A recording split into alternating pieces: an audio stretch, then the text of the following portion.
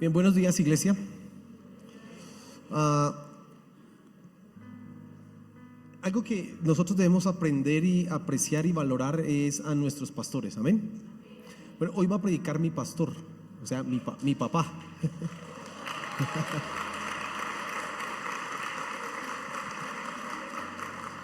Y entonces a mí me gusta escuchar la palabra. A veces no puedo por lo que uno anda siempre aquí, y cuando predica otra persona generalmente estamos con mi esposa en otro lugar, pero bueno, hoy tengo la oportunidad de sentarme ahí a escuchar la palabra como muchos años lo hice, aprendiendo la palabra de Dios. Y entonces recibamos a mi papá.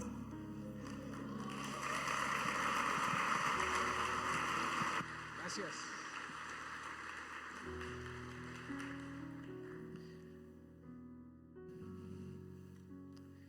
Muy buenos días, mis queridos hermanos. Espero estén bien todos.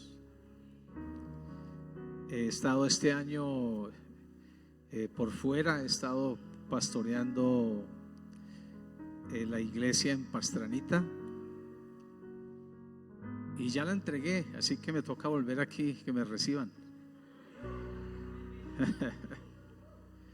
Sin embargo, mi trabajo que tengo últimamente no es quedarme solo en esta iglesia o en una iglesia, sino es salir a visitar las iglesias. Ha sido mi trabajo de estos últimos años, pero para mí es un gusto estar con ustedes, verlos, y gracias por pedirme que predicara. Vamos a orar a Dios.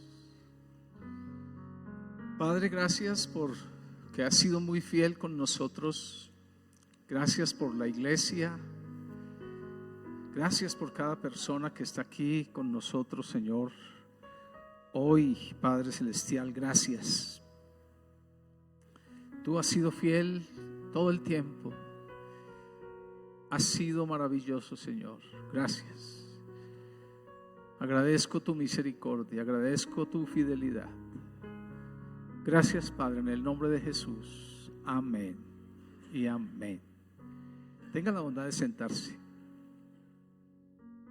Cuando voy a otras iglesias y observo que a veces no se desarrollan, entonces comparo la iglesia acá y lo que Dios ha hecho con nosotros, y doy gracias a Dios. De todas maneras, ustedes son una bendición para el reino de los cielos, ¿cierto? Hay iglesias que llevan muchos años, y no han logrado desarrollarse de ninguna manera. No fundan una iglesia, no tienen un pastor. Y entonces cuando yo miro y comparo eso, observo que Dios ha estado con nosotros. En medio de todas las luchas, no vayan a pensar que todo es muy suave, no. Pero me doy cuenta que Dios ha estado con nosotros. Entonces quiero animarles, animarles a seguir. Y titulé esta charla firmes sin fluctuar.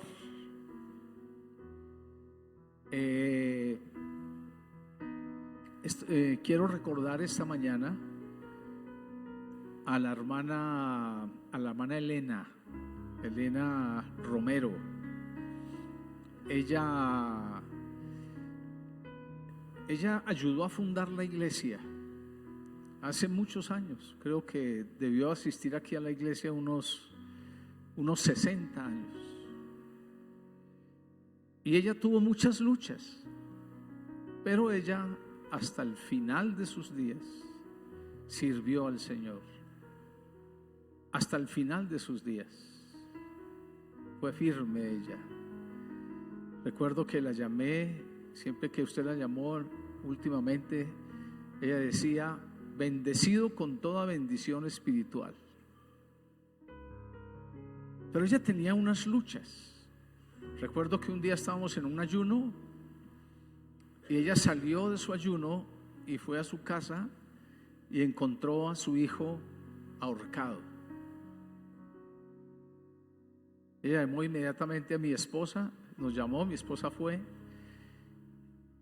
y ella pasó ese trago amargo, que eso es duro, es muy duro encontrar usted un hijo ahorcado. Pero ella pasó y siguió. Y ella tenía otra lucha, la lucha de dar sus diezmos, porque algunos de sus hijos no estaban de acuerdo y era una lucha. Pero ella siempre fue una mujer fiel. Su hija Esperanza la traía, y quiero recordarla esta mañana en este sentido. Yo aspiro que cuando uno va a la iglesia encuentre a los hermanos, a los mismos hermanos, y que no vayan. Por ejemplo, hace 8 días estuve en la iglesia de Fusagasugá, donde yo fui pastor 7 años, hace 30, y ya no encuentro a nadie. Son unos 5 hermanos, son unas 5 familias de una congregación de 120. ¿Y qué pasó? ¿Qué se hicieron? Entonces, no, unos se descarriaron, otros por las pruebas se salieron, otros el mundo los arrastró. Entonces uno mira muchas cosas, pero yo no quisiera que fuera así, pero así es. O sea, yo quisiera que la gente toda estuviera hasta el final, estuviéramos hasta el final, porque la vida cristiana es considerada una carrera, pero no una carrera de 100 metros en la cual uno sale corriendo y llega, sino es una maratón larga. La vida cristiana es considerada una maratón larga, en donde uno no puede salir corriendo y cansarse ya, sino que tiene que sostener, medir sus fuerzas para poder resistir hasta el final. Yo he mirado algunos videos de personas que corren esas maratones de 20 kilómetros, y he visto algunos que faltando, digamos, 1 kilómetro para llegar a la meta, se caen. Ya las fuerzas no le alcanzan, se caen, pero ellos siguen, sí se agateando para pasar la línea que es la meta. Ellos siguen luchando para pasarla. La vida cristiana es eso, es una carrera cristiana. El cristiano se enfrenta a crisis diversas, muchas crisis, muchas cosas que a veces uno no entiende, y muchos desisten de la vida cristiana debido a las cosas que pasan. Pero la Biblia nos exhorta a permanecer. Mire cómo Pablo oraba. Mire conmigo un texto aquí en Filipenses capítulo 1, versículo 4. Filipenses capítulo 1, versículo 4. Mire cómo dice este texto, pero mi parte central está en el capítulo 3, pero quiero introducir esto aquí. Mire cómo dice el capítulo 1, el versículo 4. Pablo dice: siempre en todas mis oraciones, rogando con gozo por todos vosotros. Escuche esto. Pablo dice: siempre en todas mis oraciones, rogando con gozo por todos vosotros, por vuestra comunión en el Evangelio desde el primer día hasta ahora. Entonces Pablo tiene un hábito de oración por los hermanos. ¿Con qué propósito? dice, para que ellos permanezcan en la comunión en el Evangelio desde el primer día que conocieron al Señor hasta ahora. Es decir, Pablo está diciendo, oro para que ustedes permanezcan firmes en el Señor, que no se aparten así como empezaron a creer desde el comienzo, como desde el primer día hasta ahora. Ustedes no cambien, sino que ustedes sigan amando a Jesús. Es eso lo que Pablo ora. Entonces, en ese orden de ideas, Pablo define la vida cristiana, y quiero que leamos ahora sí el capítulo 3 de Filipenses, el versículo 1. Vamos a tener una lectura aquí, o si quieren lean conmigo este versículo 12 para no leer todo, y vamos a comentar el capítulo 3. Pero miren lo que dice aquí. Pablo dice, versículo 12: no que lo haya alcanzado ya, ni que ya sea perfecto, sino que prosigo por ver si logro hacer aquello para lo cual fui también asido por Cristo Jesús. Hermanos, yo mismo no pretendo haberlo alcanzado ya, pero una cosa hago, olvidando ciertamente lo que queda atrás y extendiéndome hacia lo que está delante.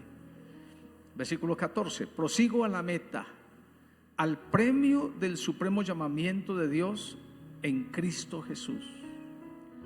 Voy a volver a leer estas palabras del apóstol Pablo. Versículo 12 dice: no que lo haya alcanzado ya, ni que ya sea perfecto. Claramente se nota aquí que Pablo no ha llegado a la meta, vive todavía como nosotros. Y tampoco Pablo es perfecto, ni nosotros somos perfectos. Pero él dice, sino que prosigo por ver si logro asir, acoger aquello por lo cual fui cogido por Cristo. Es decir, Cristo me tomó a mí para salvación, ahora yo voy a tomarlo a él para salvación. Versículo 13: hermanos, yo mismo no pretendo haberlo alcanzado ya, pero una cosa hago, olvidando ciertamente lo que queda atrás y extendiéndome hacia lo que está delante, prosigo a la meta, al premio del supremo llamamiento de Dios en Cristo Jesús. Bien, en estos textos nosotros vamos a hablar de el que es estar firme sin fluctuar, como dice un texto en Hebreos. Pero quiero que miremos cómo Pablo define la vida cristiana. Primero, Pablo dice, por ejemplo, que la vida cristiana es la excelencia del conocimiento de Dios. Entonces, la vida cristiana es la excelencia que usted conozca a Dios, que todo el mundo no tiene como la gracia de conocer a Dios. ¿Sabe? Para muchos la Biblia es un libro cerrado. Hay gente, yo he hablado con personas que quieren entender el libro y no lo entienden. Y si Dios a mí me permite entenderlo, entonces yo digo, gracias Señor, porque conozco, porque te conozco, porque entiendo. A veces voy a leer mi Biblia y se me cierra el entendimiento y la dejo, tengo que dejarla porque a veces me distraigo de las cosas que tengo que hacer o los afanes, y entonces digo, no, dejo ahí el libro y doy una vuelta y vuelvo a leer, y como que vuelvo a concentrarme y entiendo y recibo. Yo sé cuando mi espíritu está recibiendo de Dios. Yo no puedo leer la Biblia por leerla. Yo, cuando leo la Biblia, estoy hablando con Dios. Dios está hablando conmigo. Entonces, la vida cristiana es la excelencia del conocimiento de Dios. Y hermanos, usted y yo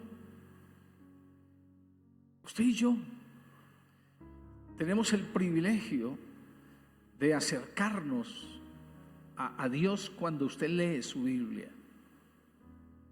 Estaba leyendo esta semana un texto en el libro de Job que dice que si nosotros, mis palabras, que si nosotros lo escuchamos, entonces, oh, si atendieseis a mis caminos,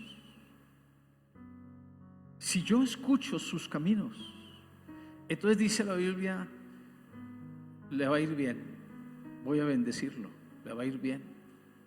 Entonces yo estaba pensando esta semana, Señor, necesito atender a tus caminos, necesito atender mejor a tus caminos. Es lo que Pablo define como la vida cristiana. Pablo la define también aquí en Filipenses como ganar a Cristo. Él dice aquí, es que usted tiene que ganar a Cristo, ganarlo a Él. Usted sabe que uno se preocupa por ganar cosas, ¿cierto? Entonces él dice, ahora usted tiene que ganar a Cristo.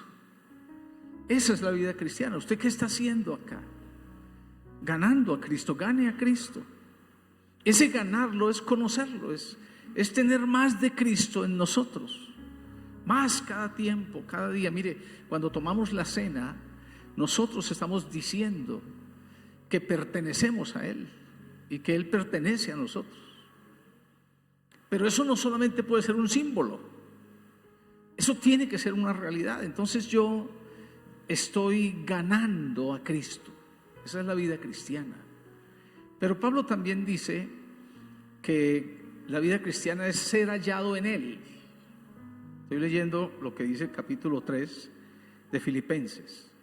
La vida cristiana es ser hallado en Él, es que usted esté en Cristo. Acuérdense que hay un capítulo en Juan, capítulo 15, que dice, si permanecéis en mí y mis palabras permanecen en vosotros. Entonces la vida cristiana es que usted sea hallado en Él. Mire, hermanos, aquí a veces la gente piensa y dice, no, es que tal iglesia es la mejor. Y son hallados en la iglesia, pero en Cristo sí o no. O sea, ¿qué es lo importante? Es que usted conozca al Señor, que usted esté hallado en Cristo. Esa es la vida cristiana. Pablo también define la vida cristiana como una meta. Entonces él dice, en uno de los textos que leímos, él dice, prosigo a la meta, al premio del supremo llamamiento de Dios en Cristo Jesús. Entonces la vida cristiana es una meta, se nos pone adelante a nosotros una meta, la cual usted y yo tenemos que alcanzar. Entonces estamos compitiendo y entonces vamos nosotros a lograr la meta. Y por último, Pablo define la vida cristiana como un premio. Él dice, el premio del supremo llamamiento. Y escuche esto que llama Pablo aquí, el supremo llamamiento de Dios en Cristo Jesús. Entonces es un premio. Y creo que esta palabra describe lo que pasará un día cuando estemos en su presencia. Será el día de los premios. Cuando Él diga, venid benditos de mi Padre, heredad del reino preparado para vosotros desde antes de la fundación del mundo. Será el día en que los ángeles aplaudirán de gloria porque usted está en el cielo con Él. Es un premio la vida cristiana y usted tiene que luchar por ese premio. Ahora, Pablo hace algunas recomendaciones para mantenerse usted en la vida cristiana, que es que quiero que enumeremos esta mañana. Entonces, 7 recomendaciones. Primera, aquí sí vamos a ir mirando. Entonces, primera recomendación, Pablo dice, gozaos. Mire el versículo 1. Por lo demás, hermanos, gozaos en el Señor. Esta palabra gozaos significa alégrese con el Señor.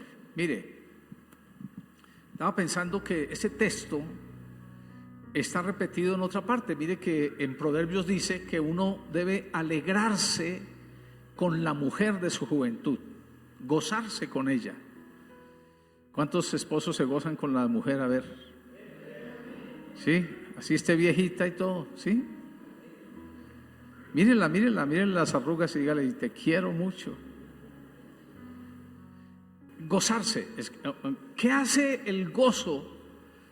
¿Qué hace el gozo del esposo con la esposa? ¿Qué hace el gozo? Quita la rutina, porque a veces la rutina, que un hombre ya no vea a su esposa atractiva, ni que la vea hermosa, que no se goce con ella, que ella no sea como su recreo, porque la Biblia dice, y en su amor recréate siempre, que ella no sea su recreo, el hombre empieza los ojos a volteársele para otro lado.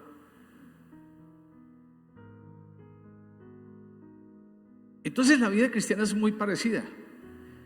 Usted tiene que gozarse en el Evangelio. Hay momentos de rutina, hay momentos en que usted como que se aburre en la iglesia, porque eso es algo natural. Pero ¿cómo usted saca eso? Si usted se goza. ¿Y cómo usted se goza? Entonces usted tiene que primero entender que hay un mandamiento, que la Biblia dice, alégrate con la mujer de tu juventud. Usted tiene que alegrarse, primero. Pero segundo, usted tiene que orar entonces. Decir, Señor, ayúdame a gozarme con mi esposa. Y tercero, usted tiene que hablar con ella. Hablarle. Mire, eso es fácil cuando la mujer es joven, cuando no tiene ninguna enfermedad, cuando no es cansona, porque a veces, bueno, también nosotros, pero yo hablo aquí de las mujeres, yo no voy a hablar de mí aquí. Pero a veces, y no estoy hablando de mi esposa, estoy hablando de las de otros, para que no vayan a pensar. Pero a veces cuando la mujer es cansona, entonces como que la rutina hace que uno se aburra. Pero ¿cuál es el remedio? Gócese. Así la mujer tiene que gozarse con el marido también. No verlo ya sin pelo y así todo, sino gozarse con el marido. Escúcheme. Así es el Evangelio. Usted debe gozarse el Evangelio, la iglesia. Usted tiene que venir a la iglesia y gozarse la iglesia. Y no dejar que le pongan amarguras en su corazón con respecto a la iglesia. Entonces dice la Biblia aquí, gozaos en el Señor. Así que ese es mi gozo. Jesús es mi gozo. Entonces yo estoy contento y alegre. Y escucho musiquita cristiana. Y me alegro. Yo no ando amargado ni triste. La gente piensa que uno anda amargado porque es cristiano. Ahora, ¿usted anda amargado porque es cristiano? No puede andar amargado. Váyale bien o no le vaya.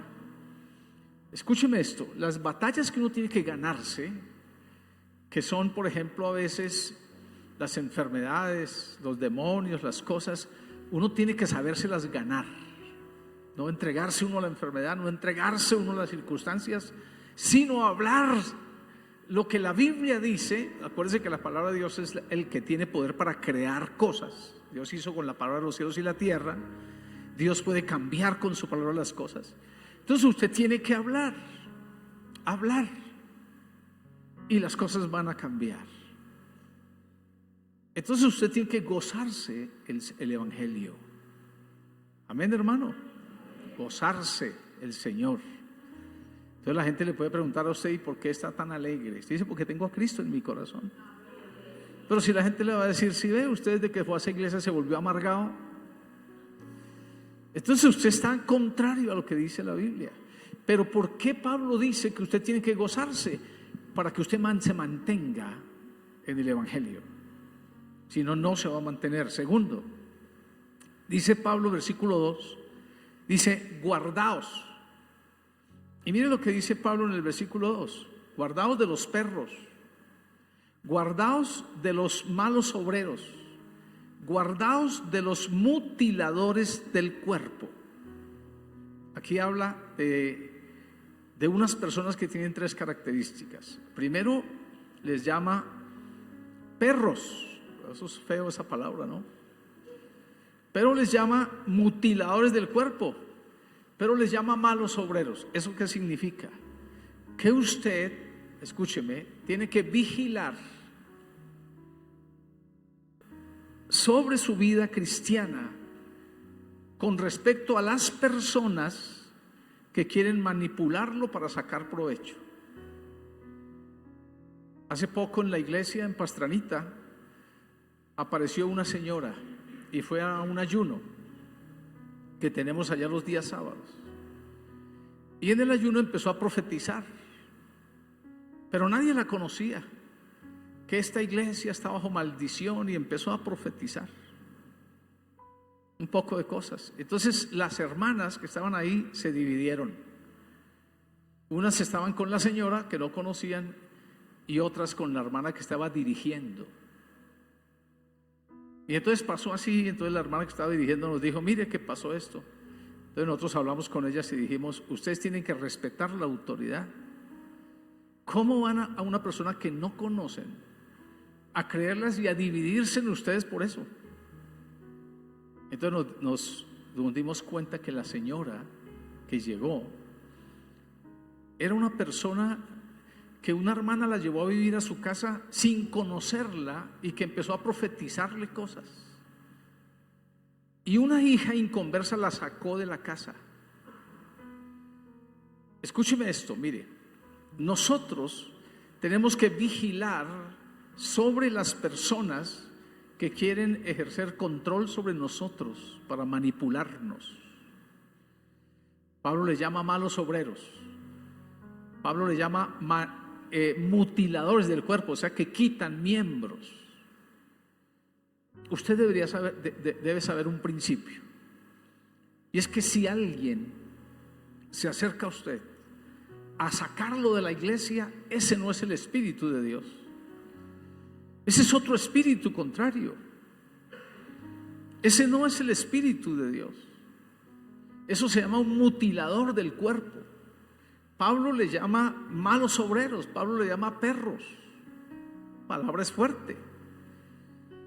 Pero usted tiene que guardar su alma de lo que usted escucha y de lo que usted recibe. ¿Sabe?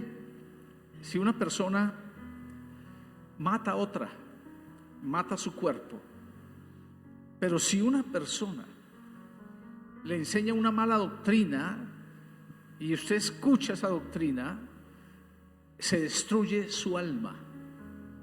Es su alma. Entonces Pablo dice que usted tiene que guardarse. Mire, mucha gente que mantiene la puerta de su casa abierta siempre, todos los días, no cierra su puerta, entonces recibe de todo a su corazón y se mete en muchos problemas y se aparta de la iglesia. Yo conozco creyentes que van a 5, 6, que han ido a 10, 20 iglesias. Ninguna les sirve, ni siquiera si viniera el Señor Jesucristo les serviría. Esa es la prueba. Pero ¿sabe por qué? Porque tienen abierta su puerta. No disciernen el juicio, el tiempo. Entonces, mire lo que Pablo dice aquí: usted tiene que guardarse. A fin de usted permanecer en la carrera, tiene que guardarse. Número 3. Pablo dice en el versículo 3, dice: porque nosotros somos la circuncisión, los que en espíritu servimos a Dios y nos gloriamos en Cristo Jesús, no teniendo confianza en la carne. Escuche esto: no tenga usted confianza en la carne. Porque a veces nosotros, si usted mira el contexto de lo que estamos hablando aquí, Pablo tenía confianza, podía tener confianza en su carne. Miren la lista de las cosas que él dice acá. Aunque yo tengo de qué confiar en la carne, dice Pablo, si alguno piensa que tiene que confiar en la carne, yo más. Dice, circuncidado al 8º día, del linaje de Israel, fariseo, en cuanto a celo perseguidor, en cuanto a la justicia que es en la ley, irreprensible. O sea, Pablo es una persona que podía tener confianza en la carne. ¿Qué es la confianza en la carne? Es todo lo que usted hace, es todo lo que usted ha hecho. Mire, yo hace casi 44 años, 45 años soy cristiano. Así que no volví a tomar desde ese tiempo, ni a fumar. He dado mis diezmos todo ese tiempo, y eso me da una confianza en mi carne. Y me puede hacer pensar que yo soy mejor que algunos de ustedes, o que otros. Y Pablo dice, yo tengo de qué confiar en mi carne. Claro, he perseguido a la iglesia por el celo, tengo celo. Pablo dice, he sido fariseo, he sido irreprensible en cuanto a la ley, soy israelita. Bueno, Pablo nos lleva ventaja a todos nosotros, pero Pablo dice, pero cuantas cosas eran para mi ganancia, Pablo dice, las he estimado como pérdida y las tengo por basura a fin de ganar a Cristo. Escuche esto. La confianza en la carne nos daña. A veces veo esos partidos de fútbol y los futbolistas ganan un partido difícil y después el siguiente partido lo pierden. Digo, ¿y por qué perdieron? Pues porque se habían confiado. Y entonces ellos se llenaron del pensamiento que si salían a la cancha, el otro equipo dijo, como estos ganaron, nos van a ganar, y todos quedaron paralizados, pero no fue así. Más bien ellos con su pensamiento se paralizaron y entonces perdieron. Usted no puede confiarse en su carne por todo lo que usted haya hecho.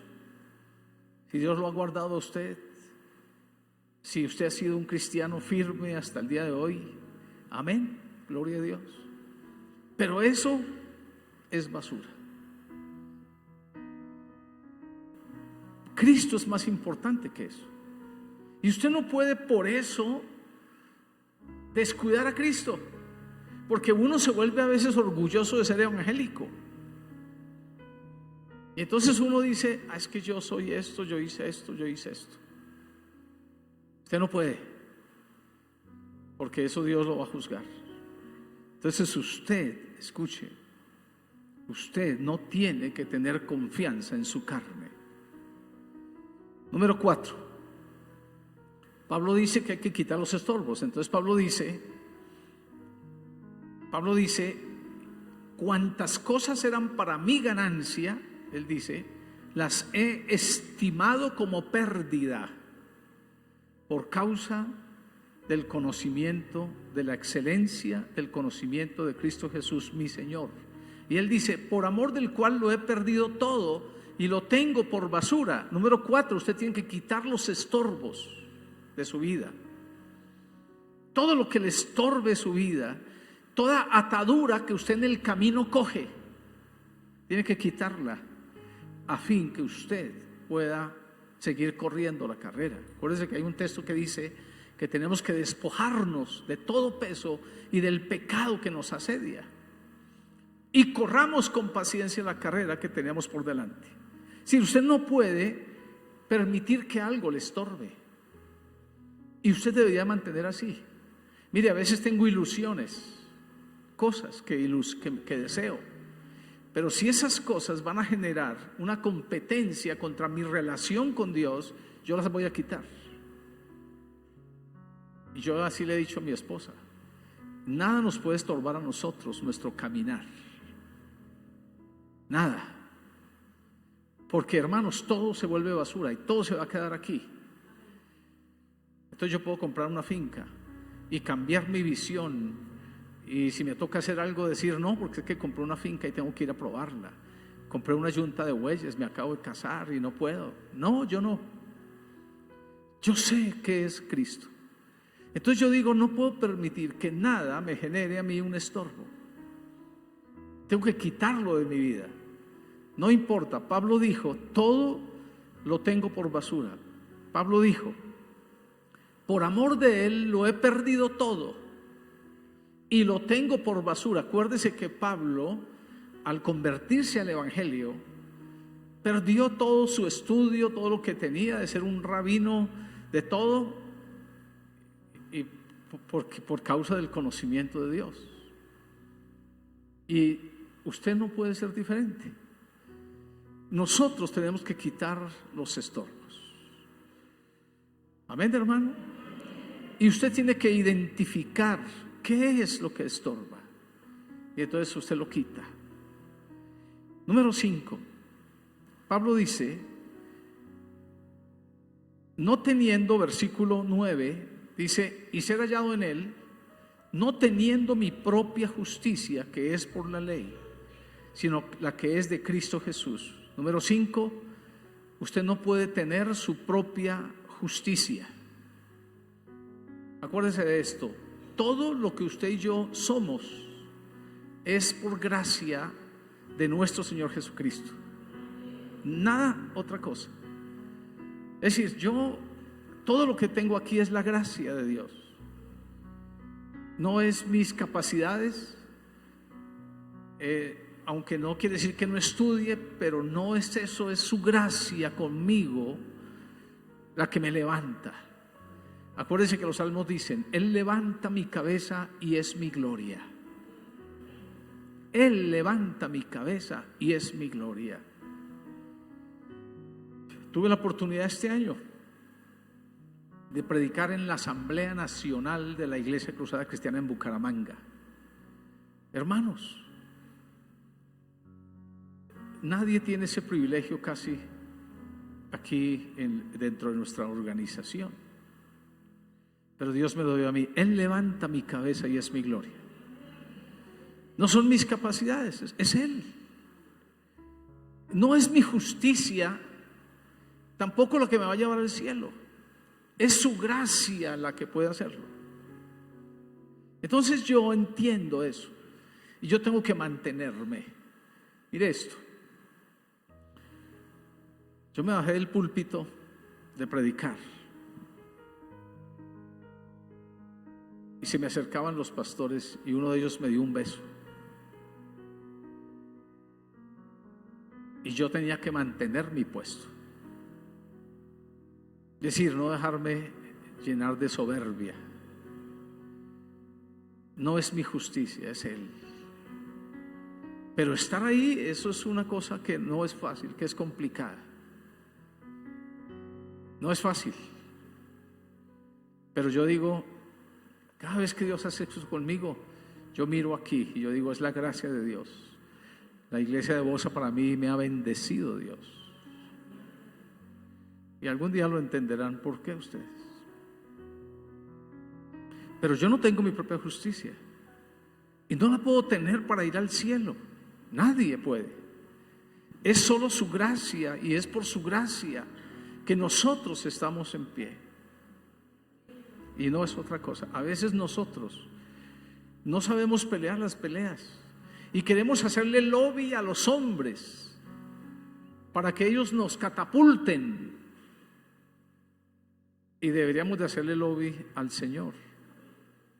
Me dijo una hermana el otro día, ella tenía problemas con su marido, y un día le dije, ¿y cómo le fue con su esposo? Y me dijo, bien, hermano, ya dejé de sufrir. Y le dije, ¿qué pasó? Y me dijo, ya aprendí a quién tengo que llorarle. Y le dije, ¿a quién le llora ahora? Dijo, pues a Jesús, ya no le lloro más a mi marido. Ay, no me deje, por favor. Entonces un día, bueno, escoja ya la iglesia o escójame a mí. Ella se puso a pensar y dijo, no, pues, y le dijo, no, pues yo voy a escoger la iglesia. Así que tranquilo, yo escojo la iglesia. Y dijo ella, desde ese día mi marido cambió, porque cuando se dio cuenta que era verdad, entonces ahí sí cambió, se volvió mansito. Entonces, ¿sabe qué? Ella aprendió a quién le llora. Y usted también tiene que aprender a quién le llora. Usted a quién se humilla. Usted cómo tiene que ganarse las batallas. Es con Él. Porque Él es el que levanta su cabeza. Y es su gloria, dice la Biblia. Y yo lo repito aquí esta mañana: Él levanta mi cabeza y es mi gloria. Amén.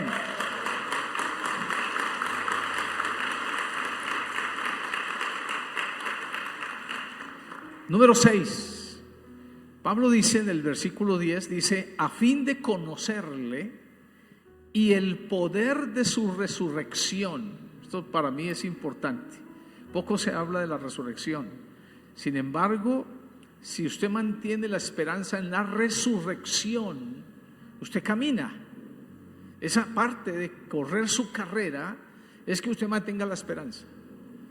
Vamos a resucitar, ¿sabe? Para los judíos esto era muy importante en su credo, la resurrección. Entonces, cuando nosotros resucitemos, seremos como Él.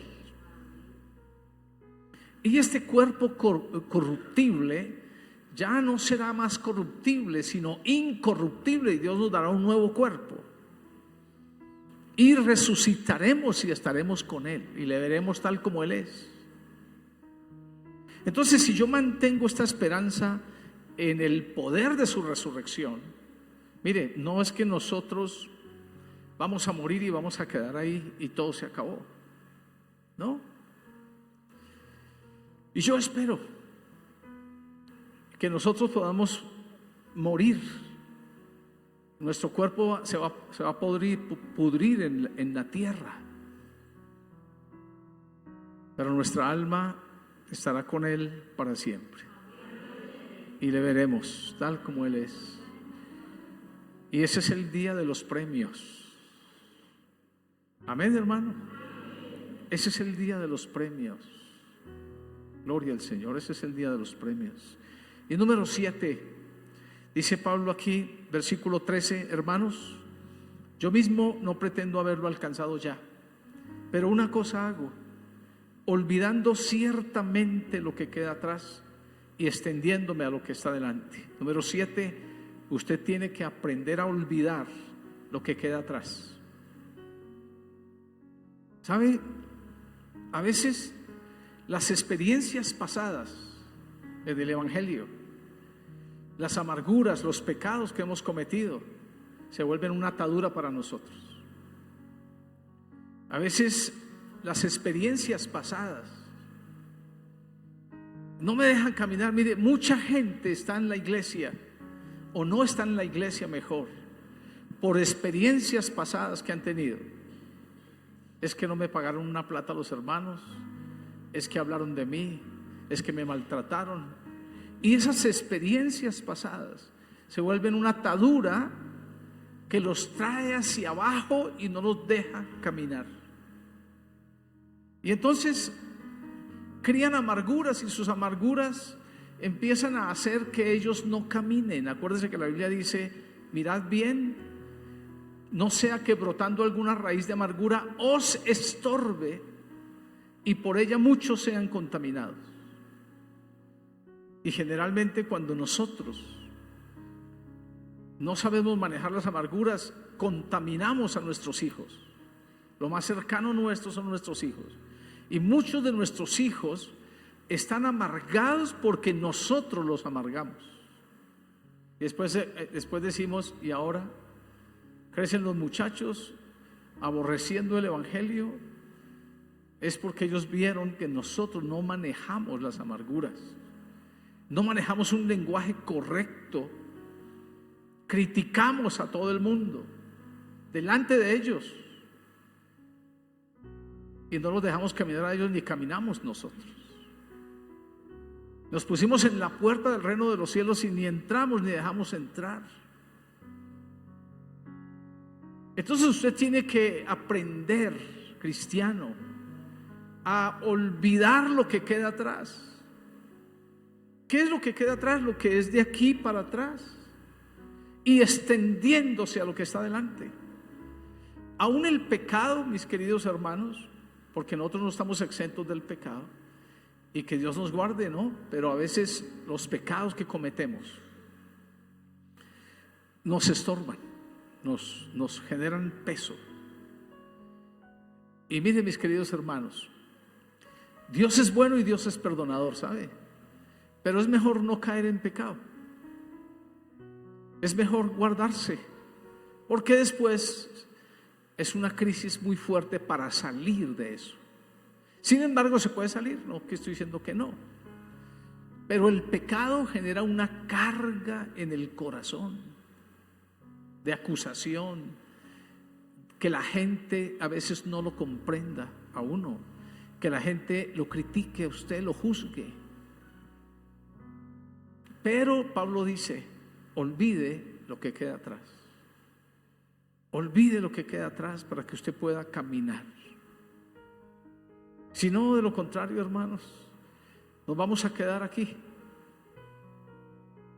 Y nuestra vida se vuelve como un tormento. Entonces déjeme recapitular esto que hablé esta mañana. Pablo dice, entonces Pablo define qué es la vida cristiana. Pero Pablo quiere, el Espíritu Santo quiere que usted y yo mantengamos nuestra comunión desde el primer día hasta ahora, o mejor, hasta que Él venga. Usted mantenga su comunión con Dios. Para eso Pablo da 7 recomendaciones. La primera es que usted tiene que gozarse. La segunda, que usted tiene que guardarse. La tercera, que usted tiene que no tener confianza en su carne. La cuarta, que usted tiene que quitar todo lo que le estorbe para que usted pueda caminar en su vida cristiana. La quinta, que usted no puede tener su propia justicia. La sexta, que su esperanza es el poder de la resurrección. Y la séptima, que usted tiene que olvidar todo lo que queda atrás. Todo, olvídelo. Todo lo que queda atrás, voy a dejarlo atrás. Y me voy a enfocar en lo que está delante. ¿Qué está delante? Todavía no hemos llegado a la meta, ¿verdad? Yo todavía no he llegado a la meta. Aquí estoy batallando y no voy a perderla. He luchado 45 años y no voy ahora a perderla.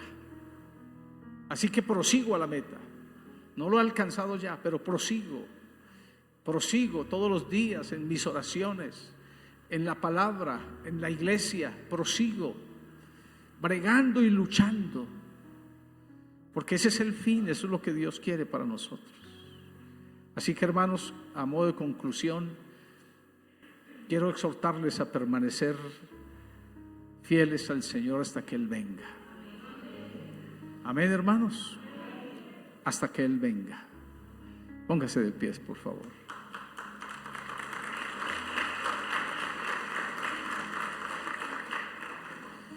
Y voy a pedirle que hagamos una oración. Cierre sus ojos un momento y quizás hay algunos de ustedes que han estado desanimados, sin gozarse del Señor Jesucristo, como que la vida cristiana fuera una carga. Voy a pedirle que levante su mano si es eso así y oramos. Y vamos a decir: Señor, ayúdame a amarte, a asir aquello por lo cual fui asido. Señor, enséñame. Yo quiero es amarte a ti. Padre, oro por las personas que han levantado su mano. Mira, Señor, el camino que tenemos por delante. Mira, Padre Celestial, todo lo que tenemos que dejar, cómo nosotros nos tenemos que enfocar.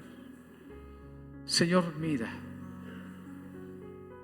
Padre bueno, mira, Señor, ayúdanos a olvidar lo que queda atrás, a dejar nuestras amarguras, a dejar nuestras experiencias pasadas y poder caminar hacia adelante, a la meta, al premio del supremo llamamiento. Gracias, Señor, por tu misericordia conmigo, con nosotros. Yo bendigo a estos hermanos, estas hermanas. Yo oro que tu Espíritu Santo tome el control de sus vidas. En el nombre de Jesús nuestro Señor. Gracias, Padre bueno. Gracias, Señor. Amén. Bueno, mis hermanos, un gusto saludarles. Gracias.